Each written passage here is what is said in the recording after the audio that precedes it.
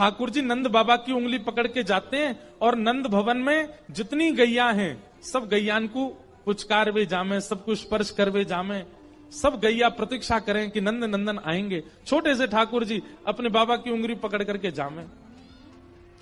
एक दिन एक गैया ब्याह रही, ब्यानो समझे, एक गैया के बालक जन्म ले रो। सो ठाकुर जी पहुंच गए। ठाकुर जी ने जाकर के देखी तो एक बच्चिया ने जन्म लियो। जैसे ही बच्चिया ने जन्म लियो सो थोड़ी देर में ठाकुर जी वहां से लिपट गए, वाकू हृदय से लगाने लगे।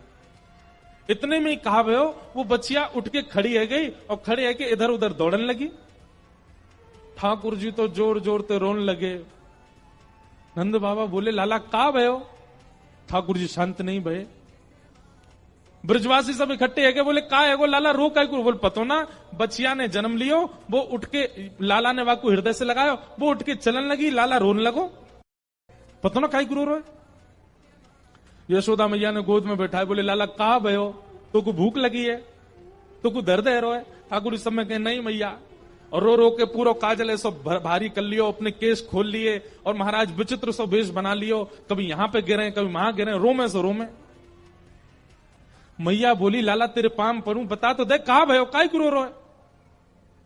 सो ठाकुर जी हुरकियां भर रहे हैं, हुरकी भर भर के और बीच बीच में बोल रहे हैं मैया तुको पतो कहा भयो? बोले कहा भयो?